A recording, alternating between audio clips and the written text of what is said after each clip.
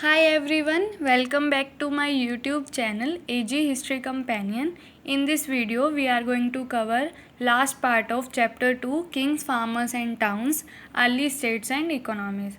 So NCERT से related जितने भी टॉपिक्स हैं वो इसमें कवर हो जाएंगे और ये NCERT से रिलेटेड लास्ट पार्ट होगा, लेकिन कुछ एक्स्ट्रा क्वेश्चंस मैं ला रही हूँ 3-4 that is related from Gupta period और वो CBSE बोर्ड में क्वेश्चन आते हैं, तो वो मैं आपके लिए ला रही हूँ। मैंने भी नोट कर रखे थे, तो आई थिंक आपको भी बहुत हेल्प मिलेगी उनसे। सो वो पार्ट ज़रूर देखना और इस पार्ट को भी ज़रूर देखना एंड तक, इसमें बहुत ही ज़्यादा इम्पोर्टेंट क्वेश्चंस हैं। So let's start the topics that we are going to cover. First, towns and trades, इनके ये 4 सब टॉपिक हैं। New cities, urban populations, elites and craft persons, trade in the subcontinent and beyond, coins and kings. And back to basics, how are inscriptions deciphered, deciphering Brahmi, Kharoshti, and historical evidence from inscriptions. And last one is the limitations of inscriptional evidence. So the first question is, explain the craft work and art from 600 BCE to 600 CE. 600 BCE से 600 CE तक craft work और art क्या थी? High profile society थी, excavation at different sites, artefacts, votive inscriptions, and last one is organisations of craft productions, जो वो होते हैं उनके organisations. So first point is high profile society कौन सी थी? किंग्स और जो रूलिंग इलाइट्स थे वो कहाँ रहते थे? फोर्टिफाइड सिटीज़ में। तो उनका एक अलग से फोर्टिफाइड सेंटर बना हुआ था रहने का। Excavated eight different sites, although it is difficult to conduct extensive excavation at most sites because people live in these areas even today. कुछ साइट्स पे अभी भी पीपल रहते हैं, तो वहाँ पे एक्सकेवेशन करना डिफ़िकल्ट है, लेकिन अनलाइक हरप्पन सिविलाइजेशन, लेकिन कुछ हरप्पन सिविलाइजेशन जैसे एरिया है जहाँ पे कुछ आर्टिफैक्ट्स मिले हैं वहाँ से, तो उनकी वजह से हमें उनके क्राफ्ट वर्क और आर्ट के बारे में पता चलता है। सो आर्टिफैक्ट्स कौन कौन से मिले हैं? These included fine pottery bowls and dishes with a glossy finish known as northern black polished ware. तो एक पॉटरी बाउल्स और डिशेज मिले हैं, उनके ऊपर एक ग्लॉसी फिनिश होता था, that is known as northern black polished ware, probably used by rich people. और ये अनुमान लगाया जा रहा है कि शायद वो रिच पीपल यूज़ करते थे। और क्या क्या मिला है? Ornaments, tools, weapons, vessels and figurines. इन सब की पिक्चर्स हमने पिक्चर बेस्ड क्वेश्चन में करी थी। And made of a wide range of material, और इनके मटेरियल्स क्या क्या थे जिनसे ये बने हुए थे? Like gold, silver, copper, bronze, ivory, glass, shell and terracotta. Votive inscriptions, जिनके ऊपर गिफ्ट वगैरह मेंशन किए होते हैं, जो रिलीजियस इंस्टीट्यूशंस को दिए होते हैं। By second century we find short votive inscription in a number of cities. These mention the name of the donor and sometimes specify his her occupation as well. तो ये वोटिव इंस्क्रिप्शंस मिले हैं second century BCE में, लेकिन इसमें क्या क्या mention किया जाता था? नेम ऑफ द डोनर, जो डोनेशन कर रहा है उनका नेम, और कभी कभी उनके ऑक्यूपेशन भी मेंशन कर दिए जाते थे। They tell us about people who lived in towns, washing folk, weavers, scribes, carpenters, potters, goldsmiths, blacksmiths, officials, religious teachers, merchants and kings. तो इनसे वोटिव इंस्क्रिप्शन से हमें किन किन के बारे में पता चल जाता है? जैसे जो पीपल टाउन्स में रहते थे, जैसे washing folk, weavers, scribes, carpenters, potters, goldsmith, blacksmiths, official religious teachers and merchants and kings. और ऑर्गेनाइजेशन भी होती थी अब क्राफ्ट प्रोडक्शन की। तो organisation of craft producers and merchants are mentioned as well. These guilds probably procured raw material, regulated production and marketed the finished product.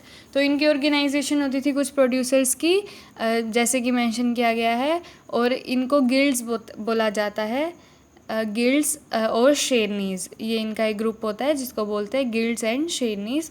तो ये क्या करते थे, रॉ मटेरियल को रेगुलेट करते थे या रॉ मटेरियल का प्रोडक्शन रेगुलेट करते थे और फिनिश प्रोडक्ट की मार्केटिंग किया करते थे। तो ये उनकी एक ऑर्गेनाइजेशन थी। इनको क्या बोलते हैं, organisation of craft producers and merchants as mentioned as well, or it is also known as guilds and shanies. These guilds probably, इनका फंक्शन क्या होता था, प्रोक्यूर्ड रॉ मटेरियल, रेगुलेटेड प्रोडक्शन, मतलब रॉ मटेरियल से रॉ मटेरियल के production को regulate करना, and market the finish product. It is likely that craft persons used a range of iron tools to meet the growing demands of urban elites. तो ऐसा माना जाता है कि जो क्राफ्ट पर्सन थे वो आयरन टूल्स ज़्यादा यूज़ करते थे क्योंकि अर्बन इलाइट्स की डिमांड्स बढ़ रही थी, तो वो उनकी डिमांड को पूरा करने के लिए आयरन टूल्स मोस्टली यूज़ किया करते थे. Next question is explain why the communication along both land and riverine routes was vital for the existence of empire during Mauryans.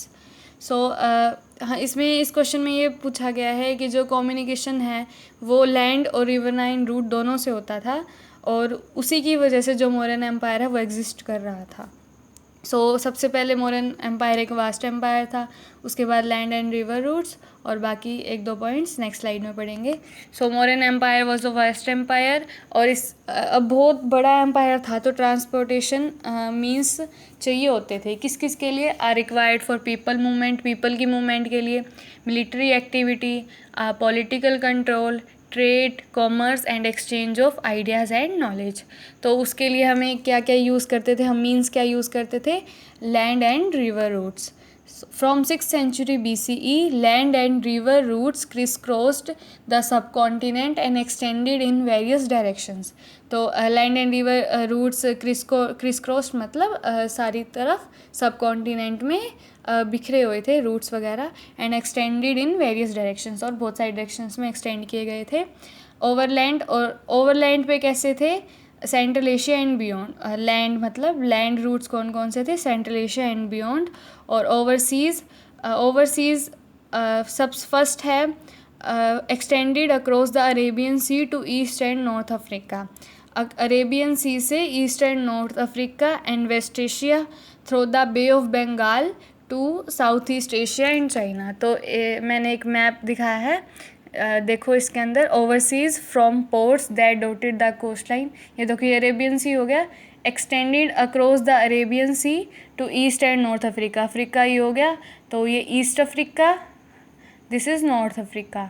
तो अरेबियन सी से लेके कहाँ तक एक्सटेंड था, ईस्ट अफ्रीका एंड यहाँ पे ईस्ट अफ्रीका एंड यहाँ पे North Africa and West Asia.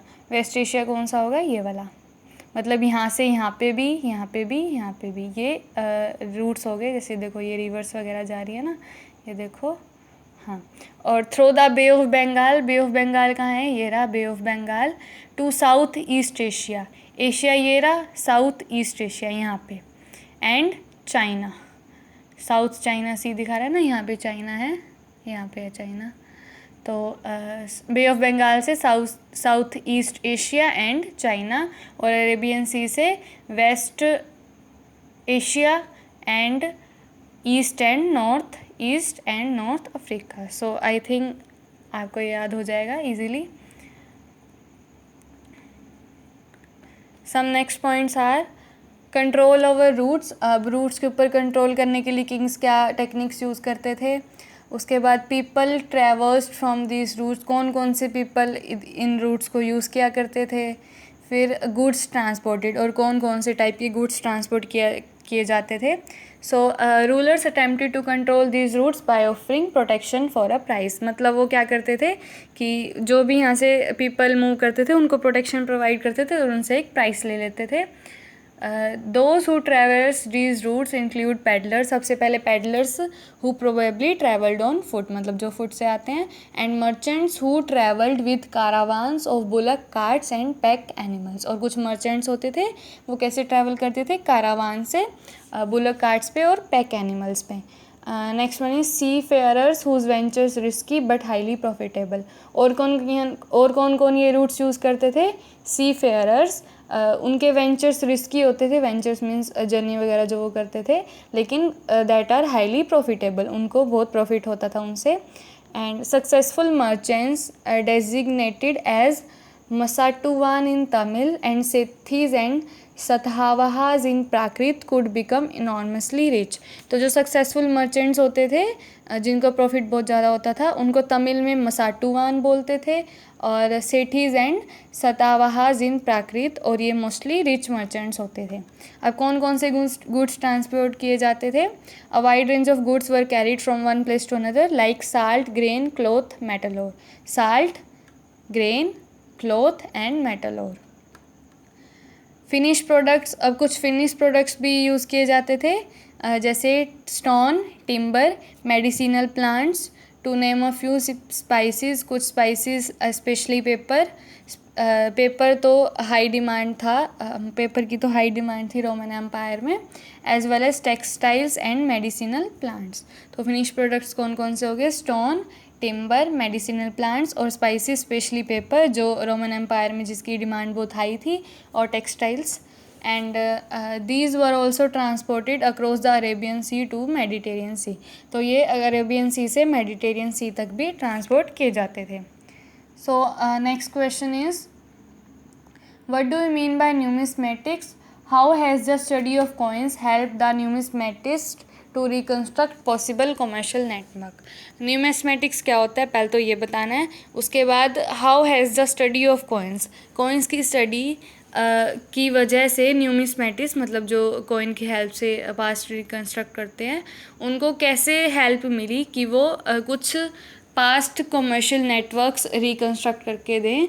तो ये अभी मैं बताती हूँ आपको। न्यूमिस्मेटिक्स क्या होता है सबसे पहले ये पढ़ेंगे, फिर किस किस चीज़ के लिए यूज़ होते थे कॉइन्स। सबसे पहले यूज़ फॉर एक्सचेंजेस, फिर कुछ पंच मार्क्स कॉइन्स हैं, फिर इंडो ग्रीक कॉइन्स हैं, वो बाकी सारे नेक्स्ट स्लाइड में पढ़ेंगे। पहले ये 3 पॉइंट्स कंप्लीट करते हैं। न्यूमिस्मेटिक्स, हाँ इंडो ग्रीक कॉइन्स इसमें है। तो numismatics is the study of coins including visual elements such as scripts and images, metallurgical analysis and the context in which they have been found. तो numismatics क्या होती है? स्टडी ऑफ कॉइन जिनके अंदर visual elements होते हैं जैसे script and images, और उनको पढ़ के हम अपना पास्ट रिकन्स्ट्रक्ट करते हैं। Exchanges were facilitated by introduction of coinage. Numismatics have studied these and other coins to reconstruct possible commercial network. तो एक्सचेंजेस कैसे किए जाते थे? बाय कॉइन्स, मतलब कॉइन्स दे के कुछ और ले लिया, फिर कॉइन्स दे के कुछ और ले लिए, मतलब ऐसे सब कुछ एक्सचेंजेस वगैरह करते थे। और न्यूमिस्मेटिस्ट जो स्कॉलर्स वगैरह ये स्टडी करते हैं उनको न्यूमिस्मेटिस्ट बोलते हैं। वो उन्होंने इन कॉइन्स को स्टडी किया और हमारा कुछ पास्ट रिकन्स्ट्रक्ट किया। फर्स्ट हैं पंच मार्क्ड कॉइन्स। अब कौन कौन से टाइप के कॉइन्स मिले हैं वो स्टडी करेंगे। पंच मार्क कॉइन्स, मैंने आपको याद हो तो मैंने पिक्चर बेस्ड क्वेश्चन में दिखाया था। Punch marked coins made of silver and copper were amongst the earliest to be minted and used. तो पंच मार्क कॉइन किसके बने होते थे? सिल्वर एंड कॉपर के, और ये सबसे पहले ऐसे कॉइन्स थे जो मिंट मतलब बनाए गए थे और फिर उनको यूज़ किया गया था। Next one is, these have been recovered from excavations at a number of sites through the subcontinent. ये बहुत सारी साइट्स पे मिले हैं एक्सकेवेशन के दौरान। Attempts made to identify the simple on punch marked coins with specific ruling dynasty including the Maurya suggest that these were issued by kings. तो बहुत सारे अटैम्प्ट्स किए गए कि जो पंच मार्क्स कॉइन हैं उनके ऊपर जो सिंबल्स हैं उनकी हेल्प से जो डायनेस्टी है उनका पता लगाया जाए। तो इसमें क्या सजेस्ट किया गया कि मौर्यन रूलर्स हैं उन्होंने सबसे पहले इनको इशू किया था पंच मार्क कॉइन्स को। It is also likely that merchants, bankers and town people issue some of the coins. और ऐसा भी हो सकता है कि कुछ merchants, bankers and town people भी कुछ coins उन्होंने भी issue किए हों। Indo-Greek coins, the first coins to bear the names and emojis of ruler. तो पहले ऐसे coins जिनके ऊपर नाम और रूलर की इमेजेस इशू की गई वो किन्होंने की थी? इंडो ग्रीक्स ने की थी। Who establish control over the north western part of the सब कॉन्टिनेंट, जिनका कंट्रोल कहाँ था? North western part of the सब कॉन्टिनेंट। तो एक बार दोबारा बता देती हूँ, पहले ऐसे कॉइन जिनके ऊपर रूलर्स की नेम और इमेजेस इशू की गई थी वो किन्होंने किए? इंडो ग्रीक्स ने इशू किए गए, इंडो ग्रीक्स ने इशू किए, who establish control over the north western part of the subcontinent, और उन्होंने कहाँ पे कंट्रोल कर रखा था, north western part of the subcontinent, 2nd century BCE। So Roman coins, कुछ रोमन कॉइन्स है, फिर Yaudheya coins, then gold coins. Gold coins भी कुशानाज के हैं और गुप्ताज के हैं। फिर जब वो एक्सटिंक्ट हो गए गोल्ड कॉइन्स, तो उनके लिए क्या क्या थ्योरी दी है आर्कियोलॉजिस्ट ने, वो पढ़ेंगे। सबसे पहले Roman coins. Hoards of Roman coins have been found from archaeological sites in South India। South India में रोमन कॉइन्स के होर्ड्स मिले हैं। होर्ड्स मीन्स आप ऐसे लगा लो कि जब कॉइन्स को किसी वेसल वगैरह में स्टोर करके अर्थ में दफना दिया जाता है फॉर स्टोरिंग इट, मतलब स्टोरिंग के पर्पज से, ताकि बाद में उसको यूज़ कर पाएँ। It is obvious that networks of trade were not confined within political boundaries। South India was not part of the Roman Empire, but there were close connections through trade। तो इससे मतलब अब देखो, साउथ इंडिया जो है अपना, वो Roman empire का पार्ट नहीं था, लेकिन फिर भी वहाँ पे रोमन कोइंस के होर्ड्स मिले हैं। तो ये क्या सजेस्ट करता है कि जो हमारा ट्रेड था वो सिर्फ पॉलिटिकल बाउंड्रीज तक ही कन्फाइन नहीं था। There were close connections through trade, मतलब रोमन एम्पायर और साउथ इंडिया में क्लोज कनेक्शंस थे through trade. Next is Yaudheya coin. Coins were also issued by tribal republics such as that of the Yaudheyas of Punjab and Haryana. Tribal republics ने भी कुछ coins issue किए, जैसे कि Yaudheyas of Punjab and Haryana. Archaeologists have unearthed several thousand copper coins issued by the Yaudheyas pointing to the latter's interest and participation in economic changes। तो archaeologist को कुछ बहुत सारे थाउजेंड्स ऑफ, मतलब हज़ारों कॉपर कॉइन्स मिले हैं जो योधेया ने योधेया मतलब जो डायनेस्टी है उन्होंने इशू किए थे, उनके किंग्स वगैरह ने इशू किए होंगे। और इससे क्या पता चलता है कि जो योधेया है ना, उनका इंटरेस्ट बहुत ज़्यादा था इकोनॉमिक एक्सचेंजेस में, तो वो पार्टिसिपेट भी करते थे थ्रू दिस कॉइन्स। मतलब इन कॉइन्स की वजह से ये पता चलता है कि इनका इंटरेस्ट और पार्टिसिपेशन बहुत ही ज़्यादा था इकोनॉमिक कॉइन्स में, क्योंकि थाउजेंड्स कॉपर कॉइन्स मिले हैं ना, तो ये यही शो करता है। अब गोल्ड कॉइन्स पढ़ लेते हैं। सबसे पहले Kushanas. First gold coins were issued by Kushanas in 1st century CE। These were virtually identical in weight. ये वैसे वेट में किसके तरह मिलते थे, with those issued by contemporary Roman emperors and Parthian rulers of Iran. तो ये किससे मिलते जुलते थे, वेट में।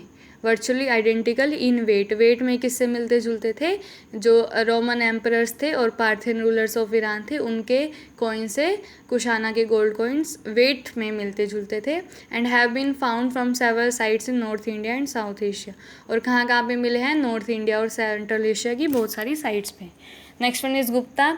Some of the most spectacular gold coins were issued by Gupta rulers। The earliest issue are remarkable for their purity। और उनका gold coin इतना प्योर होता था ना, तो ये ऐसे पहले ऐसे कॉइन्स हैं जो किसका रिमार्केबल करते थे, कि गुप्ता डायनेस्टी का रिमार्क करते थे कि उनके गोल्ड कॉइन्स बहुत ही ज़्यादा प्योर थे। तो the earliest issues are remarkable for their purity, purity के लिए वो माने जाते थे कि गुप्ता के गोल्ड कॉइन अपने प्योरिटी के लिए जाने जाते थे। These coins facilitated long distance transactions from which king also benefited। तो इन कॉइन की हेल्प से लॉन्ग डिस्टेंस ट्रांजेक्शन्स किए जाते थे और उसका बेनिफिट किंग को भी होता था। The wide spread use of gold coins indicate the enormous value of transactions that was taking place. तो जो गोल्ड कॉइन का वाइड स्प्रेड यूज़ हो रहा था, तो ये क्या इंडिकेट करता है कि इनॉर्मस वैल्यू, मतलब at a huge level transactions हो रहे थे गोल्ड कॉइन्स के, और इकोनॉमिक वैल्यू भी इंक्रीज़ हो रही थी गोल्ड कॉइन्स की। अब fewer gold finds from 6th century so onwards find of gold coins taper off. 6th century के बाद गोल्ड कॉइन्स मिलने कम हो गए। तो some suggest that with the collapse of the western Roman Empire long distance trade declined and this affected the prosperity of state communities and regions that have benefit from it. तो कुछ ये suggest करते हैं archaeologist कि जैसे ही western Roman empire का collapse हो गया तो लॉन्ग डिस्टेंस ट्रेड डिक्लाइन हो गया, तो इसकी वजह से जो जिनके साथ वो ट्रेड किया करते थे तो उनकी प्रोस्पेरिटी वगैरह भी कम हो गई, तो ट्रेड ही बंद हो गया तो इकोनॉमिक वैल्यू ट्रांजेक्शन्स वगैरह कम हो गए, तो उसकी वजह से गोल्ड कॉइन्स कम मिल रहे हैं। और कुछ others argue that new towns and networks of trade started emerging around this time.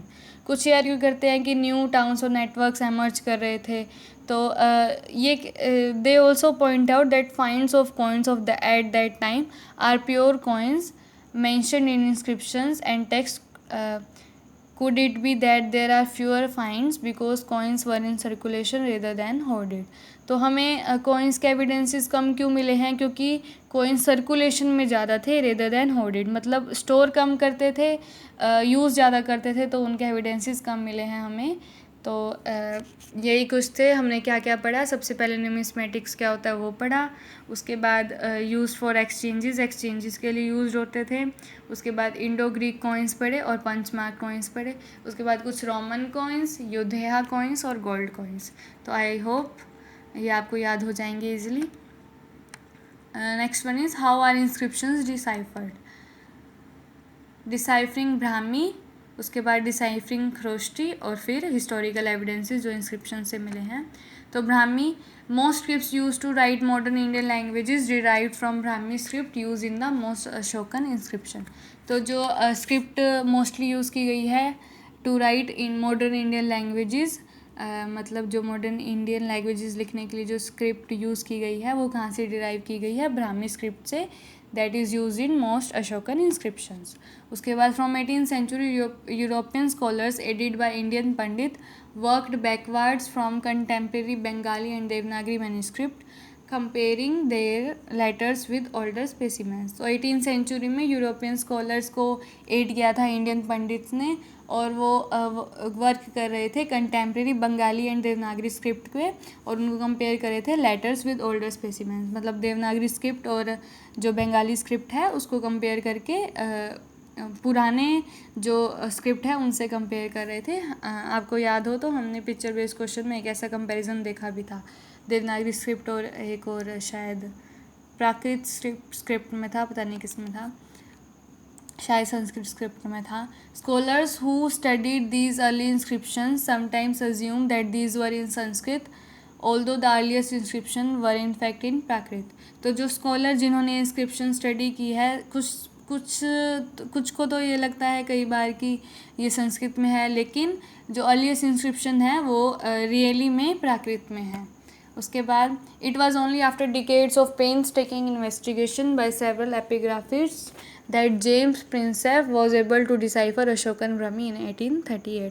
तो 1838 में finally James Prinsep Ashokan Brahmi जो स्क्रिप्ट है वो डिसाइफर कर देते हैं after a painstaking investigation, मतलब बहुत कड़ी मेहनत के बाद, बहुत कड़ी इन्वेस्टिगेशन के बाद, with the help of several epigraphist वो अशोकन ब्राह्मी डिसाइफर कर देते हैं। उसके बाद खरोष्टी कैसे डिसाइफर की गई। The Kharosthi script used in inscriptions in the North West is different, तो नॉर्थ वेस्ट में यूज़ की जाती थी। Here finds of coins of Indo Greek kings who ruled over the area have facilitated matters.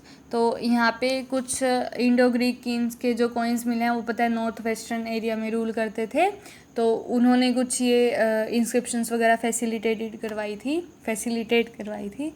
These coins contain the name of the kings written in Greek and Kharoshti script। तो ये जो coins थे इनमें king के name लिखे हुए थे। अब हमने ये भी पढ़ा था कि पहले ऐसे रूलर्स जिनके नेम और इमेज थी कॉइन्स पे वो कौन से थे, इंडो ग्रीक, अभी लास्ट क्वेश्चन में ही पढ़ा है। तो these coin contain the name of the king written in Greek and Kharoshthi script. European scholars who could read the former compare the letters. तो जो यूरोपियन स्कॉलर्स थे जो ग्रीक रीड कर सकते थे, फिर वो कंपेयर करके खरोष्टी स्क्रिप्ट को डिसाइफर करने लगे। For instance the symbol of A could be found in both scripts for writing name such as Apollodotus. अब इसमें एग्जांपल दे रखा है, जैसे सिंबल ए का है वो दोनों स्क्रिप्ट्स में यूज़ किया गया है, ग्रीक एंड खरोष्टी स्क्रिप्ट, शायद क्या राइट करने के लिए, अपोलोडोटस राइट करने के लिए। With Prinsep identifying the language of Kharosthi inscription as Prakrit, it became possible to read longer inscription as well. तो प्रिंसिप ने क्या आइडेंटिफाई किया जी, जो खारोष्ठी इंस्क्रिप्शन है उसकी लैंग्वेज कैसी है, प्राकृत जैसी, तो फिर ये बहुत इजी हो गया टू रीड लॉन्गर इंस्क्रिप्शंस को रीड करने के लिए. तो जेम्स प्रिंसेप ने दोनों ब्राह्मी एंड खरोष्टी डिसाइफर कर दी. उसके बाद हमें अभी डिसाइफर तो होगी, इनसे एविडेंसेस क्या मिले इंस्क्रिप्शन से, हिस्टोरिकल एविडेंसेस जो मिले हैं. So first one is name of the ruler is not mentioned in the inscription. Instead, titles adopted by the rulers are mentioned, such as Devnampiya, used often translated as beloved of the gods and Piyadasi, pleasant to behold. तो ruler के direct जो name है जैसे अशोका वो mention नहीं किए जाते थे इंस्क्रिप्शन में. इंस्टेड टाइटल्स जो उनको टाइटल अडोप्ट कर रखे रूलर्स ने वो मेंशन किए जाते थे. सच एज अशोका के दो नाम थे, देवनामपिया जिसका मीनिंग होता है beloved of the god and Piyadassi pleasant to behold. The name Ashoka is mention in some other institutions which also contain these titles. और अब हमें ये कैसे पता चला कि ये अशोका को नाम दिए गए थे, क्योंकि अशोका नेम मेंशन किया गया है अदर इंस्टीट्यूशंस में जिनमें ये टाइटल भी मेंशन किए गए हैं. मतलब ये कुछ ऐसे अदर इंस्टीट्यूशंस हैं जिसमें इन टाइटल के साथ साथ किंग का नेम भी मेंशन किया गया है, लेकिन मोस्टली इंस्क्रिप्शंस में सिर्फ टाइटल ही मेंशन किए जाते थे. After examining all these inscriptions and finding that they match in terms of content, style, language and paleography, epigraphists have concluded that they were issued by the same ruler. तो inscriptions को examine करने के बाद फिर उन्होंने match किया in terms of content, style, language and paleography. तो epigraphist को पता चला कि these were issued by same ruler. अब content सेम है, स्टाइल सेम है, लैंग्वेज पैलियोग्राफी सब सेम है, तो फिर उन्होंने ये कंक्लूड किया कि ये सेम रूलर ने इशू किए हैं.